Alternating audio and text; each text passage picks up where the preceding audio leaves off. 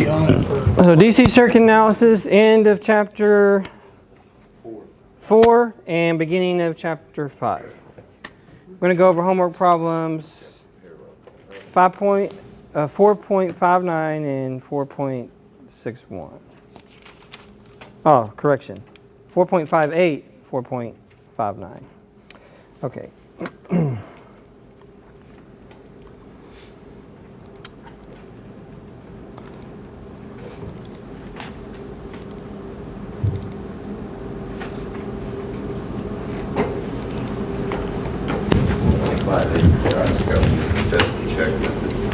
I'm going to just show it on the board today because I've already got these written out.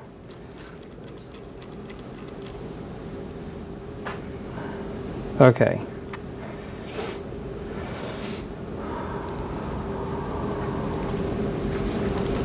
Oh, screen marker tool. Okay. So 58 is a good application because it's an LED.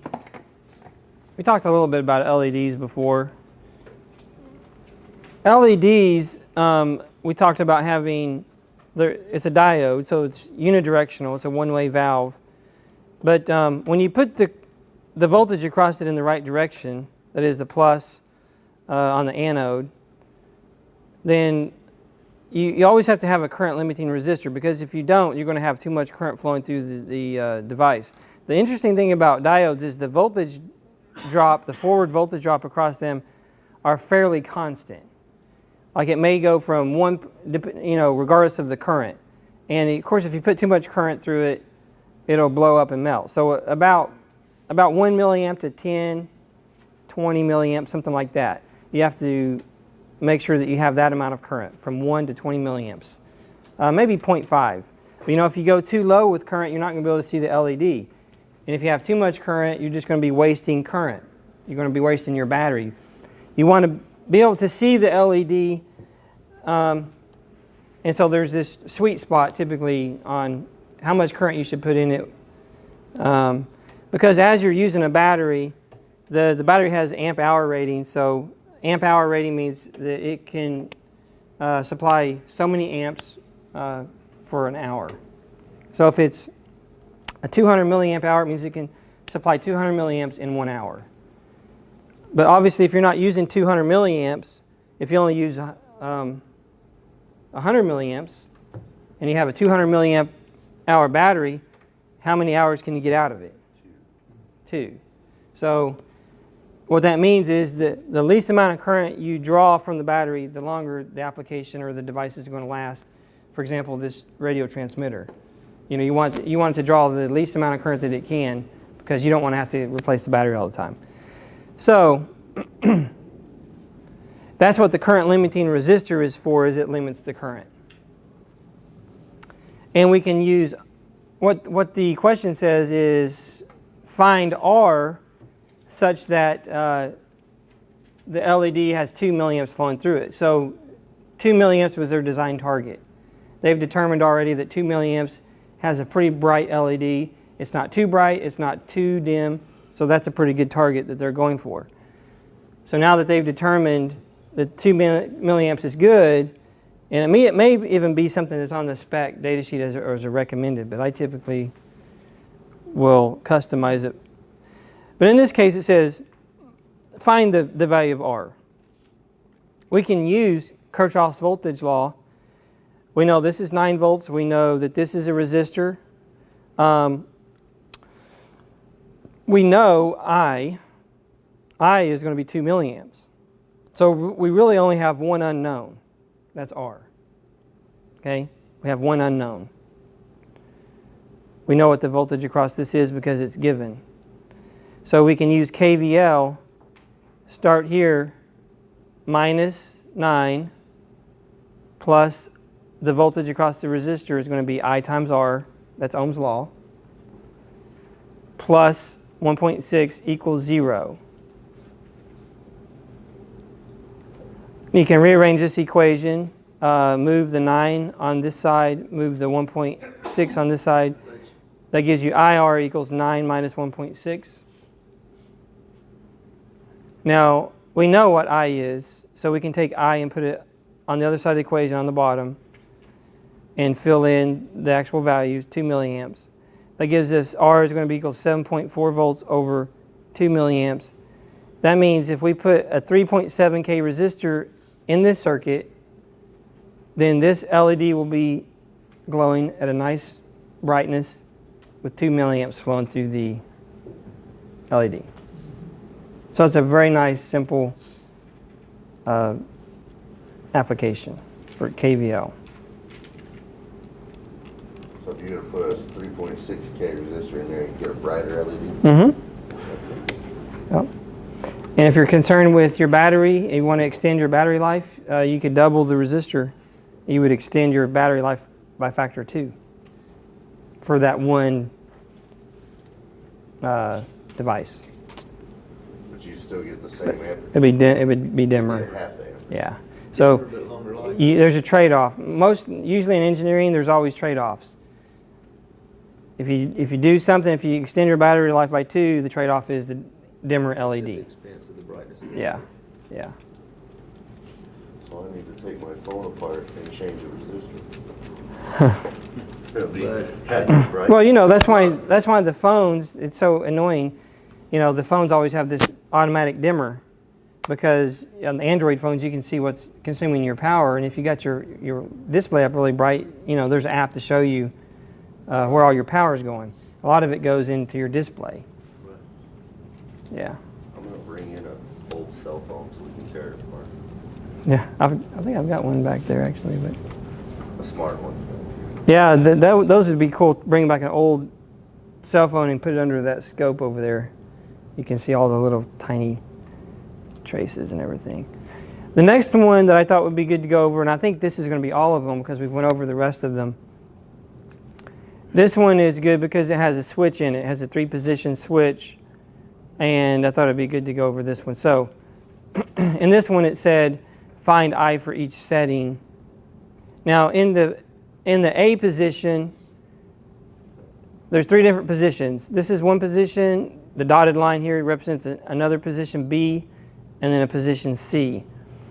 In the position A, the question is what's the current through the circuit? So in the A position, you actually are forcing the current to flow through 3 resistors. So you can say I is equal to V over R total, Ohm's law. And then you can use the resistor combination equation, which is simply add the resistors to combine them together when they're in series.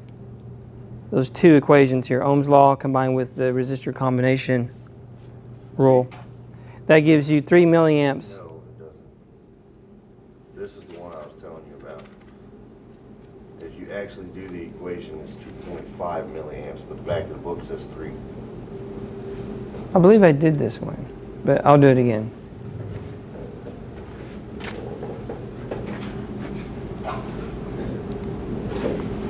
Okay. So we got 3300 plus 4700 plus 12. Okay. 20,000. Oh, 8. Never mind. I was doing the wrong one. Okay. Wrong number. My bad. Okay, it's okay. Okay. Now for B, it's important to recognize that if you flip in the B position, you're just going to have this resistor dangling out here, and there's going to be no current flowing through it. Just wanted to make sure everyone was okay with that. The current would then flow out of the battery through this terminal. It wouldn't have anywhere to go over here. Okay, so the impedance would be infinite. So the current was going to have to go this way. Another way to think of it is the current's going to flow through the path of least resistance. And over here there's infinite resistance, so it can't really flow that way. So it's going to go through here. Now over here it doesn't have anywhere to go either because the switch is over in this position. So it's going to continue to flow this way, so you're really only going to have 2 resistors here to be concerned about, the 4.7K and the 12K. So this is going to be your circuit, 60, 4.7K, 12K, amp meter. And you know the amp meter is 0 ohms.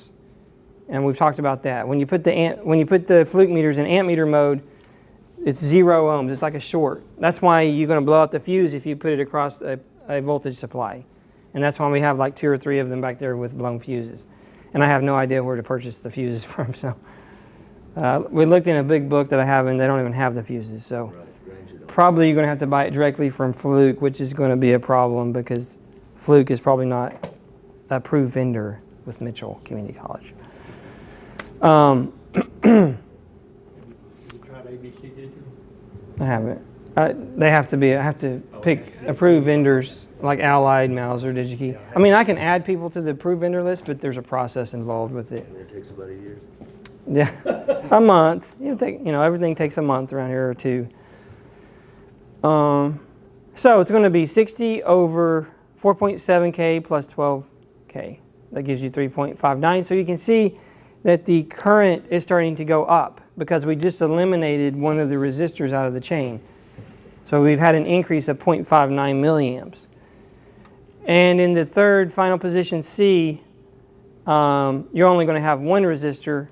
The current is not going to flow this way because there's no path.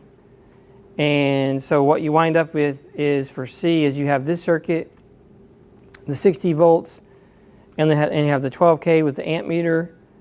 And the equation is simple. I is equal to V, 60 volts, over 12K gives you the 5 milliamps. So again, it has went from 3.59 to 5 milliamps, so the current is going up as you eliminate resistors. And these are all the solutions I believe I handed out, but they're also posted on Moodle. I did hand these out, right? Yes. Paper copy? Yes. Okay. So these are going to be the questions similar to these questions on the test. What I usually do is I say, okay, this is their homework. This is what I've asked them to learn. So I'm going to take one of these and modify it, maybe change it a little bit. But these concepts will be what I pull the test bank. Yeah, basically the test bank comes from here. Just modify them, or at least pull the similar type of problems from this. I never did like going in for a test and be like, huh? So I'll make sure that when I give people a test, the only reason they're going to say huh is if they didn't do the homework. If you've never looked at the homework, you may say huh. But if you've looked at the homework and done it, then you're not going to say, what's this? So, because I used to be a student and I know what it's like. All right, so going to move on to parallel circuits. Now what I'm going to do today is just, the slides for this book they're kind of lame, but I'm going to go over these slides just today, all the slides for the whole chapter, and then we're going to just focus and go step by step slowly. But I want to give everyone an overview of what we're going to be working on in the next couple of weeks.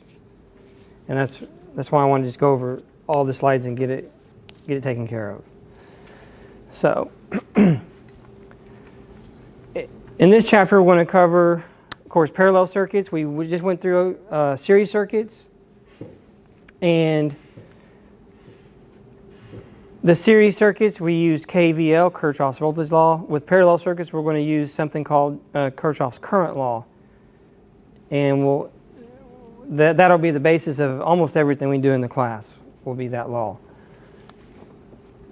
It includes resistors in parallel. As we talked about before, resistors in parallel are ones that they all have the same voltage across them. That's one of the definitions we talked about before. Resistors in parallel are going to be resistors that have the same voltage across them. And we're also going to be talking about troubleshooting. We didn't really do any troubleshooting topics or sections. We had the computer analysis section at the end, and we had the application section. At the end of this section, we're going to have a troubleshooting section.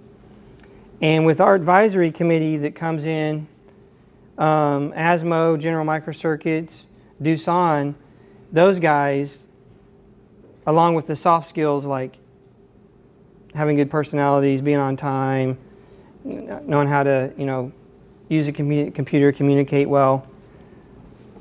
The number two thing other than that is they want people who can troubleshoot. They say, the number one thing I get from them is you can't find anyone that knows how to troubleshoot.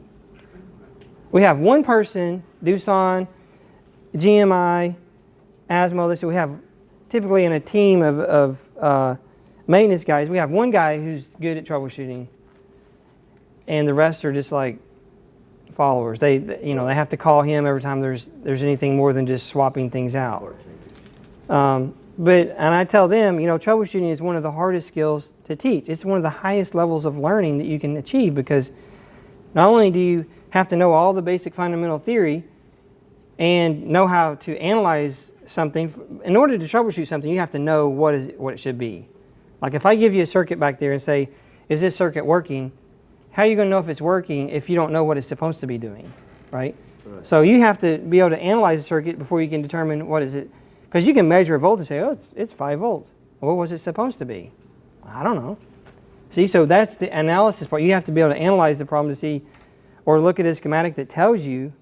But at the most basic level, you should be able to look at a schematic and say, okay, this voltage should be, if you see two resistors that are the same value across the 12 volts, and they're the same resistors, there's 12 volts here, you know that in the middle it should be 6. See, and you can't do that if you can't analyze the circuit, and if you don't know Kirchoff's voltage law, things like that. So you can't troubleshoot if you don't have those lower level skills. In fact, many cases you can't troubleshoot something if you basically can't design it. It's harder to troubleshoot something than it is to design it. It's easier to design a circuit from scratch. Because if you're a designer and I say design this, you get to decide how to do it. And someone else may come along and say, why'd they do it like that? They should do it like this, because everyone has a different way they want to do it. So it's harder to troubleshoot someone else's design than it is for you to design it yourself. And that's what I try to tell these guys.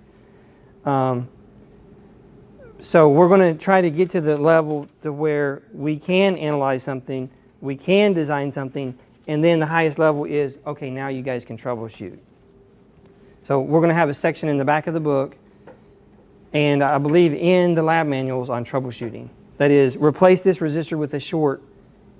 Now, if this is a short, what's this voltage going to be? Okay, and then if you know that, then you should be able to know how to fix it. And usually that's the scenario. It's either a short or an open circuit. That's what one of those labs was about. Yeah, good. Open circuit and open circuit. Yeah, it should. So troubleshooting, we're hoping, is going to be embedded in the book and in the lab manual. And that's like the ultimate goal of the program, is to get you guys up to the level of troubleshooting, along with all the soft skills that the employers want. And some companies today are requiring soft skill certification. I forget what it's called. They've got a name. They've got this buzzword going around about it. Are you guys familiar with it? Workforce readiness certificate. You guys heard of that? Any of the companies asking for that? What we've been told is all the ASMOs and the Doosans, they're all requiring workforce ready certificates. So you may want to think about getting one of those. And it's basically all the soft skills. Can you write a resume? Can you use Word, PowerPoint? Can you communicate well? And what they mean by communicate is not talking. What they mean by communicate is, can you talk to someone? Can you tell someone they did something wrong in a way that you're not going to offend them? Can you resolve conflict? If there's conflict, that's what they mean by communication.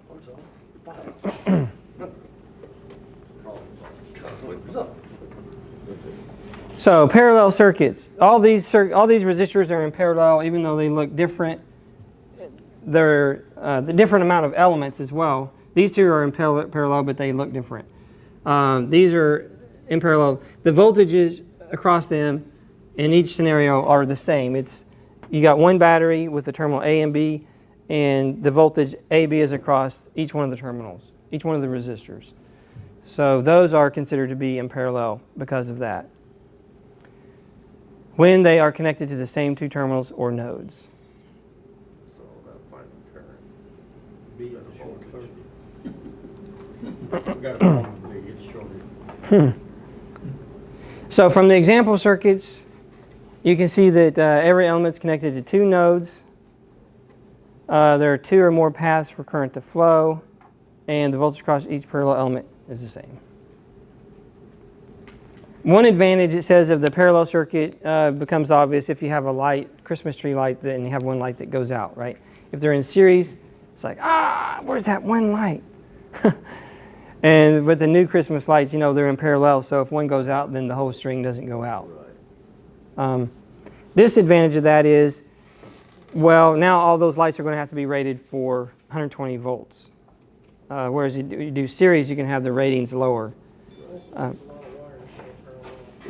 Yeah. Yeah. But the rating for, so if you look at a light bulb, the way the light bulb works is it's really, really thin piece of tungsten, and it's in an evacuated bulb that has no oxygen in it, so it can't really burn up, in theory. And the higher the voltage you go, the thinner that wire has to be, or the longer, the thinner and the longer it has to be, so it's more expensive to make it. That's one thing that Thomas Edison figured out that everyone else was doing wrong, was their filaments were too thick and too wide, so they're drawing too much current. So he figured out that what you have to do is you have to make the wire very, very thin and long. You actually have to twist it as a toroid and then twist that as a toroid. And then sometimes you can twist that. But yeah, if you look at the little twist, the element in a light bulb, you can see that it's twisted, but if you zoom in on that, that's actually twisted as well. So it's a twisting of a twisting. And so they do that to make it really, really long, so that it reduces the current low. And put it in a vacuum. And put it in a vacuum. Yeah. We don't use those anymore, it causes global warming. Yeah, they were going to go away from those, but you know, those are better for the environment. The incandescent is better for the environment than the other ones, because the other ones have mercury in them. Right. So the fluorescent ones. Chemically still pushing. And you know what? I haven't found that the reliability of the fluorescent is not that anywhere close to what they said it was going to be. No, they say it's about the same. Yeah, that's what I found too. So They're I'm- dragging double life. They just cost 3 times. I'm interested to see what the LEDs do. That's what I want to get. Have you guys seen the LEDs at Home Depot? They're cheaper. They're a lot cheaper now. They're But about $11 when I bought them. yeah. If you look into, I always want to ask you, Dr. Halstead, if you look into an LED, what does it look like? What does the inside look like? It's just silicon. That's germanium, actually. They use germanium, but it's kind of like an LED, or it's kind of like a diode. That's what it is. But it's a diode, but it's silicon that's exposed. You expose the silicon, you actually put a glass. Like all transistors, all semiconductors are made out of the same types of material. Yes. And they all react to light, and they all have photonic properties, just like LEDs. But the LEDs are just trying to enhance that by making that surface area bigger and usually they put like a little projector type thing on them. You could stick an LED under that scope and pretty much see what's inside. Yeah. Okay. You can take the top off of any chip, and as soon as light hits it, it starts messing everything up. Because all semiconductor devices are sensitive to light. Yeah. Because the basic principle of atomic, if you look at the atomic structure of any element, as light comes in, gives it energy, it emits a electron. When a photon comes in, electron goes out. When an electron comes in, a photon gets emitted. Right. So it's a basic property of matter, really. So they're just taking advantage of that property. They're putting energy into it to get the photons to come out. You have to study quantum mechanics to really understand it. Yeah. But it's sort of beyond the scope of this class. But one advantage of the parallel circuit is that when an element goes bad, the circuit's not affected. And we talked about the Christmas tree lights. So Kirchhoff's current law is based on the conservation of charge. There's lots of laws of conservation in physics or electronics as well. Conservation just means that things don't come from nothing. That's what we mean when we use the word conserved. We say that energy is conserved. Energy doesn't come from nowhere, it comes from something. Right. Energy is just transformed from one form to another. Energy is neither created nor destroyed. Right. That's the law of conservation of energy. Right. It's only simply transformed from one means to another. For example, a battery, the electric energy in a battery doesn't come from nowhere. It comes from the chemical energy in the electrolyte. The electricity that we're using here in the power is actually, the energy doesn't come from electricity itself. Right. Electricity is just a transport mechanism. Right. The energy is from mechanical rotation of a shaft Right. by usually steam, Right. either from a nuclear reactor or from coal. They usually make steam. The steam turns the turbine, and then the mechanical rotation is transported. You could transport it through water. Right. You could transport it through steam, Right. through compressed air. And most manufacturing facilities do use compressed air, a lot of it. In fact, I got a friend who's works at Ingersoll Rand, and they just completed one of their industrial compressors they've been working on for years, and he's responsible for testing it. But So what you're saying is electricity is just a means of transport yeah, power. it's kind of like the air or the water. It just transports the charge. Right. But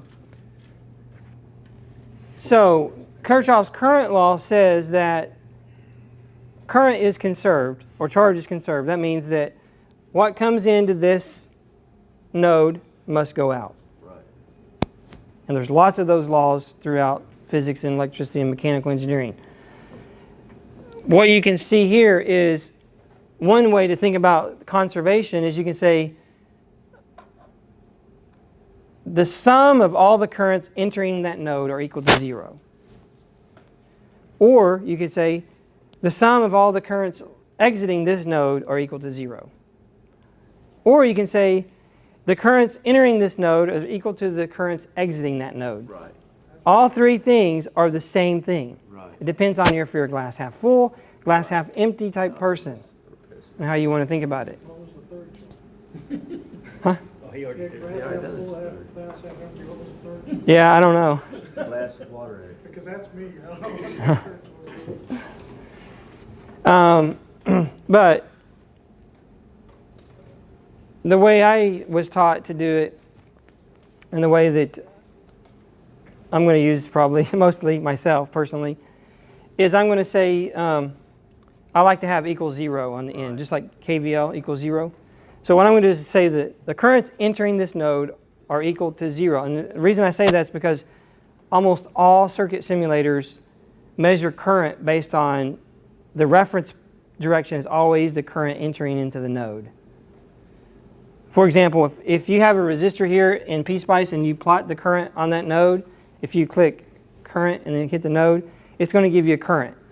But then the next thing you ask yourself, well, is that the current going into the node or the current going out of the node? You have to know, right? Because let's say you get a current that says 1 amp. Right.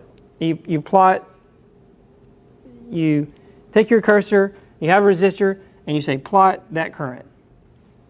And it says 1 amp. Well, is that going into the resistor or is it coming out of the resistor? It can't be both. How can it be both? Flows through the resistor, it's gotta go in and it's gotta come out. No, but no. From that node. You're talking about in that particular question, From that is it node. coming in or is it going out? If I have a resistor here on a schematic, and I got a tool over here that says iPlotter.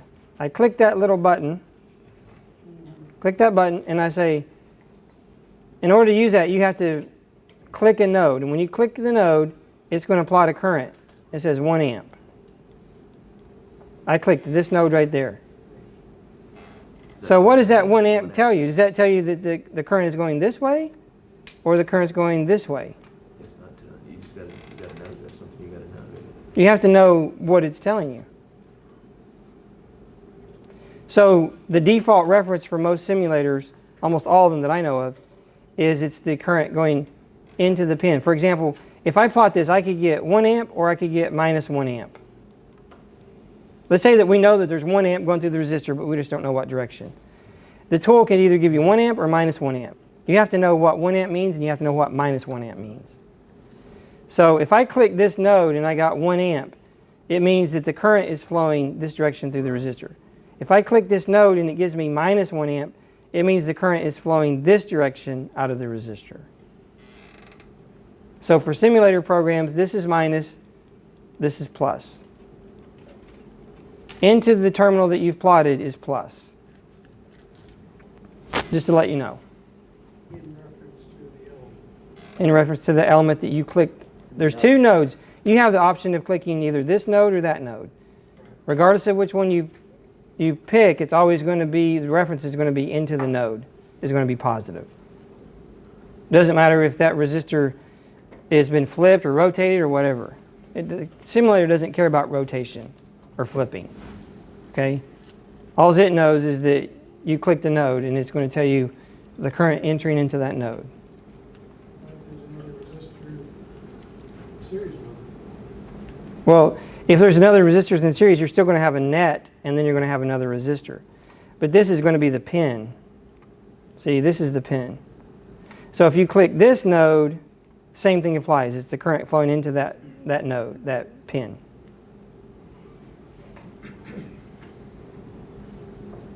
Yeah, see, this would be a net. This would be the pin, and then this would be the pin. When you measure current, you have to measure it, you have to click the pin. Yeah. In fact, even when you do the, you can't measure current flowing through that wire. You have to always click a pin. So that's one thing to note when using. Flowing into the element is positive. Yeah. In other words, you can't, in PSpice, there's a little current measuring tool. If you put it in the middle of this net, it's not going to give you an answer. It's not going to give you anything. You have to put it on the pin of an element. It'll let you place it there. Yeah, it did the other day when I did it. It didn't give you anything, though. It gave me a warning that says it must be placed on a pin. Well, do it. If you do it after the simulation, you can do it. Very well. You can place it after the simulation, but okay. Oh, let's see. Okay. So the sum of the currents entering into this node, I1 plus minus I5, actually it'd be minus I5 plus I4 plus I3 minus I2 equals 0.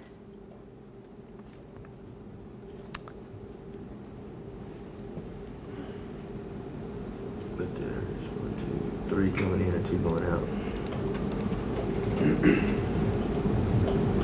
So what I would like to do here is say, draw on the board like I did yesterday.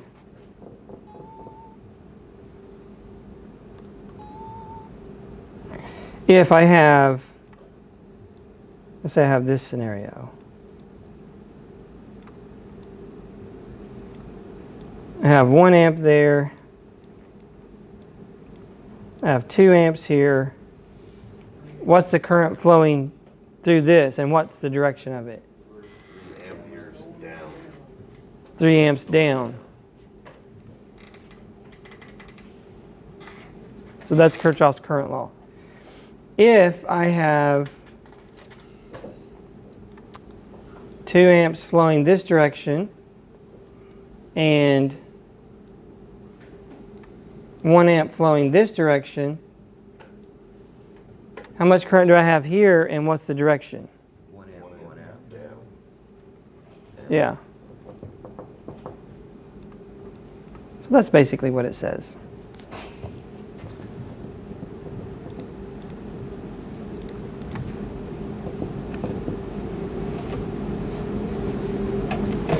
Here we can see that I2 and I5 are leaving the node and the rest are entering.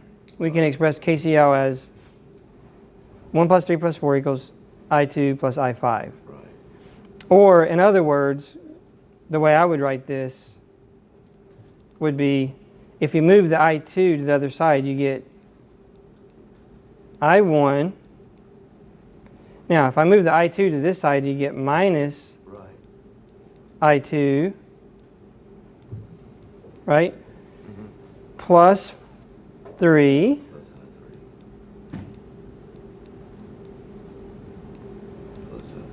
Plus I3. Plus plus I4 minus I5.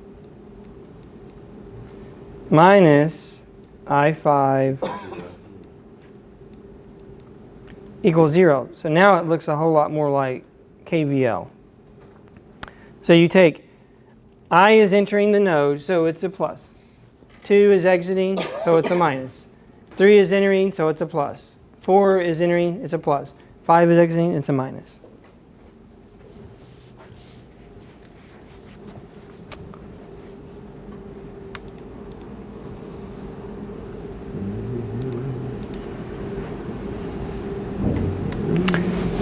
This also talks about a boundary. It says we can consider a collection of nodes with an imaginary boundary. Here the sum of the current entering the boundary are equal to the sum leaving the boundary. This ignores internal currents. So any sort of current coming in this example, we're not really going to work, I don't think, too much with that. Usually we evaluate the currents on a node. But this is actually more of a generalization of Ampere's law, which is a more advanced topic. But current sources. The current source is the dual of the voltage source. When we talked about voltage sources, what did we say about voltage sources? What is the purpose and goal of a voltage source relative to its voltage and current? It provides a constant what, regardless of what? Voltage sources provide a constant what? Voltage sources provide a constant voltage regardless of the current flowing through them. You can have 0 amps flowing through a voltage source, and it still provides, if you have a 12 volt voltage source, so it's 12 volts.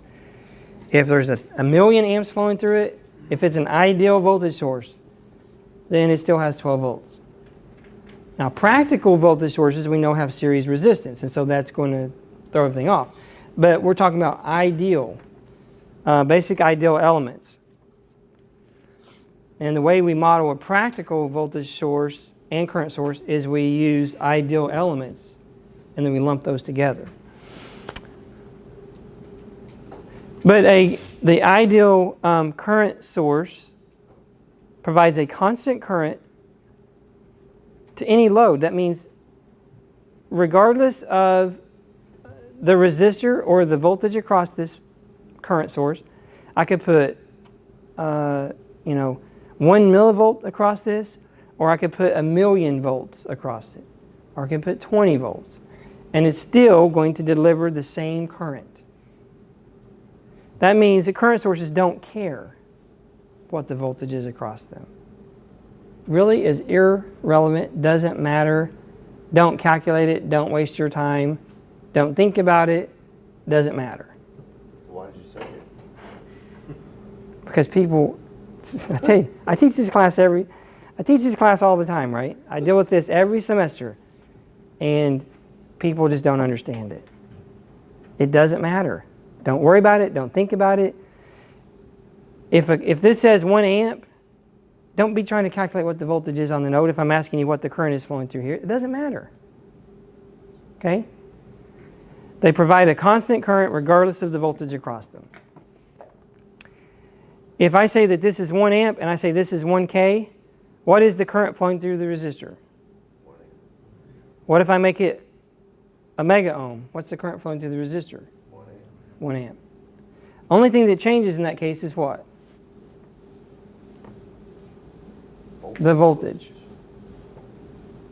That's right. What is a current source? It's a source of current. That's awesome. That's awesome. A transistor. A transistor is a constant current source. Transistors are current devices. Transistors are the heart of electronics. Without transistors, our cell phones would be as big as this room and they'd have tubes in them. It'd be as big as this entire campus. Have to run from one side to the other. Transistors are constant current sources. Okay? The collector of a transistor is a constant current source. It doesn't matter what voltages you put across it to a certain limit. Now, if you go too low, and we can talk about that later, but for 80% of the voltage across it, for the majority of the voltage range across the transistor, regardless of what the it does not matter what the voltage across it is, you get a constant current. Same with MOSFETs. Okay? So that's why we want to talk about current sources. When you think about voltages, think about batteries, think about power supplies. When you think about current sources, think about transistors. The voltage ratios are important to the transistor.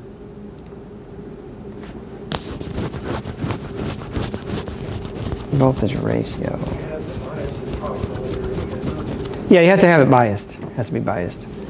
After the device is properly biased, its drain or its collector acts like a constant current source. Yep. So, and that's why we talk about current sources. The symbol used for the ideal current source, independent. This is called an independent current source because the current is not dependent upon anything. Now, a dependent current source, which we'll talk more about later, is a triangular shape. And instead of it being just a fixed value, it's going to be 10 it's going to be based off of some other current, or it could be based off of some other voltage. That looks like a giant. So in this case, this current would be 2 times the value of some voltage somewhere else.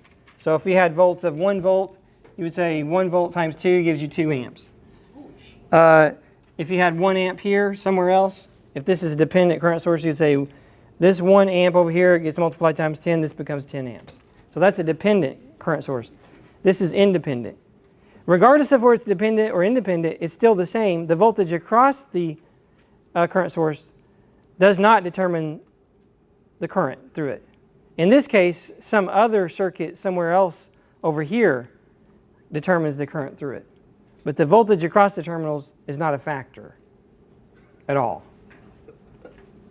What's so funny?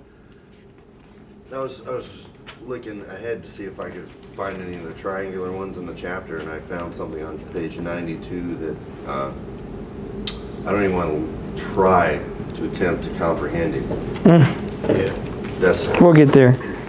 It's only 2 pages away. Yeah. I mean, I don't know how much information. it's like the Figure 512, is that what you're talking about? Yeah. We'll get there. One page. Yeah, we're on 91. So it's technically it's the next thing. Yeah. Okay. There it is. This, There it is. yeah, this, That's That was rude. easy. that's easy, right? That's Yeah, rude. that's kind of, This is like, if you can get past this class and the next class after that, and the next class after that, we'll talk about this. Yeah, you don't need to know. This is ridiculous. This guy, to throw this in here at this point is absurd. When you think about a current source, think about a transistor. That's all you have to worry about. Or a vacuum tube. That's what a vacuum tube is. Or a transistor. And they still use vacuum tubes, actually. In AM transmitters, they still use vacuum tubes. So think of a transistor. Oh, that looks much nicer. Combining current sources. A simple application of KCL is combining current sources in parallel. you can see here that these current sources, I1, I2, I3, are going to, I1 and I2 are going to add to this total current, and I2 is going to subtract from this total current, if you call this IT. So this is just a question of something that might make it easier for me. Couldn't I just go up I3, down I2, and then up I1? I don't know what you mean. So I'm going to take, yeah. All I'm trying to say is that this, these three current sources is equivalent to one current source that's equal to I1 minus I2 plus I3. Okay. That's what it's trying to say. Okay. Yeah. So yes.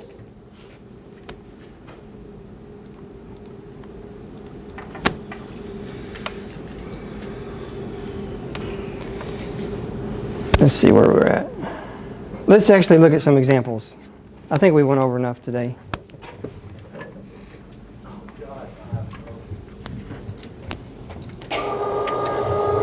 Let's look at some homework examples in the book.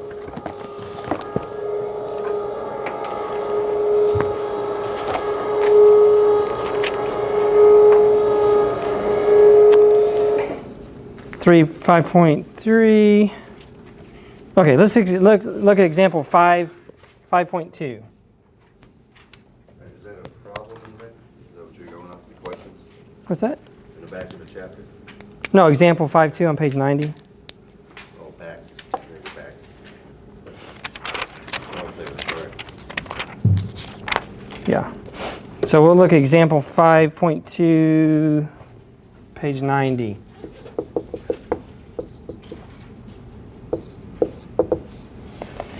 So it says determine the current I3 or find I3. Simple way. VS, we have a voltage source, we have resistor R1, resistor R2, resistor R3, and the cool thing is we're given the currents. This time we're not given the voltage. Typically we're given the voltage. We don't need them. Now they're just giving you the currents. So they're saying this is 50 milliamps. This is 10 milliamps. This is 25 milliamps. And I'm assuming they want to know, yes they are, I3. So,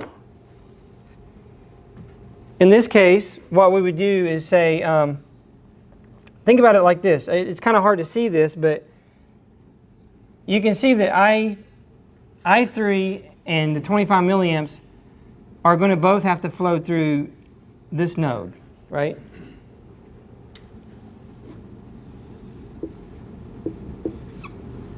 Right. So this is going to have to be I3 plus 25 milliamps through that node, right? Because KCL on that node says that the currents exiting this node is going to be equal to the currents entering into that node. Now, look at this node, okay? Now, we know that this current entering into this node, KCL is always done at a node, and the best way to do that is draw a dot. We know that 50 milliamps, in this case, has to be equal to the 10 milliamps plus that, right? I3 plus 25 milliamps. So can we find I3? Yeah. So move the two known numbers to the other side of the equation. That's going to give us I3 is equal to 50 milliamps minus 10 minus 25. Now I know most of you guys can just look at that and see it, but the reason we start off with a simple problem and we show you the procedure is because when it becomes more complicated, we still want you to know the procedure and you'll be able to solve the problem. So don't skip the procedure when you're learning it. If you do, then once you get to a harder problem, it'll be more difficult to work it. Just go through the procedure to work it. Another way to think about this problem, the way I actually would do this problem,